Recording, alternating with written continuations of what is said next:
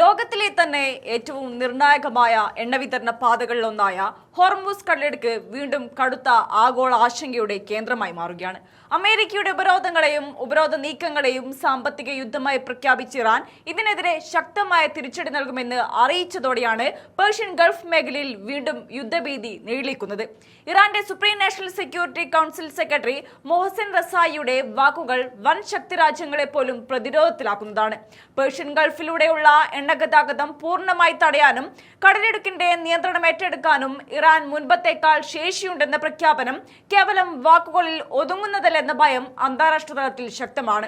അമേരിക്കയുടെ സാമ്പത്തിക ഉപരോധങ്ങളിൽ പങ്കാളികളാകുന്ന അയൽ രാജ്യങ്ങളെയും ശത്രുക്കളായി കാണുമെന്നും അവർക്കെതിരെ കർശന നടപടി സ്വീകരിക്കുമെന്നും റസായി മുന്നറിയിപ്പ് നൽകുന്നുണ്ട്.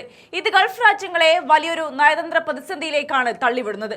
ഒരു വശത്ത് അമേരിക്കയുമായുള്ള ദീർഘകാല സുരക്ഷാ സാമ്പത്തിക ബന്ധങ്ങളും മറുവശത്ത് അയൽ രാജ്യമായ ഇറാന്റെ ഭൂമിശാസ്ത്രപരമായ സാമീപ്യവും വ്യാപാര തന്ത്രങ്ങളും സംരക്ഷിക്കേണ്ട ബാധ്യത സൗദി അറേബ്യ, UAE, ഖത്തർ തുടങ്ങിയ രാജ്യങ്ങൾക്കുണ്ട്.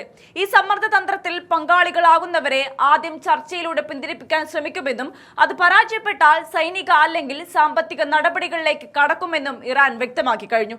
ഇറാനും ഒമാനും ഇടയിൽ സ്ഥിതി ചെയ്യുന്ന ഹോർമുസ് കടലിടുക്ക് ലോകത്തെ മൊത്തം എണ്ണ ഗതാഗതത്തിന്റെ ഭൂരിഭാഗവും വഹിക്കുന്ന ജലപാതയാണ്. അതിനാൽ ഇവിടെ ഉണ്ടാകുന്ന ചെറിയൊരു തടസ്സം പോലും ആഗോള വിപണിയിൽ എണ്ണവില കുതിച്ചുയരാൻ കാരണമാകും. ഇറാന്റെ പരമാധികാരത്തിന് ഭീഷണി ഉണ്ടായാൽ ഒരു തുള്ളി എണ്ണ പോലും കടന്നുപോകാൻ അനുവദിക്കില്ല എന്ന മുന്നറിയിപ്പ് നയതന്ത്ര തലത്തിൽ വലിയ ചർച്ചയായി കഴിഞ്ഞു. എന്നാൽ ഈ കടൽപാത പൂർണ്ണമായി അടച്ചിടുന്നത് ഇറാന്റെ സ്വന്തം എണ്ണ കയറ്റുമതിയെയും സമുദ്ര വ്യാപാരത്തെയും സാരമായി ബാധിക്കുമെന്നതിനാൽ ഇതൊരു തന്ത്രപരമായ ഉപരോധ ഭീഷണിയായി പ്രയോഗിക്കാനാണ് ഇറാൻ ശ്രമിക്കുന്നതെന്നും കരുതപ്പെടുന്നു. കൂടാതെ അന്താരാഷ്ട്ര ജലപാത തടസ്സപ്പെടുത്തിയാൽ അമേരിക്ക ഉൾപ്പെടെയുള്ള വൻശക്തികളുടെ നേരിട്ടുള്ള സൈനിക നീക്കത്തിന് ഇറാൻ ഇരയായേക്കാം.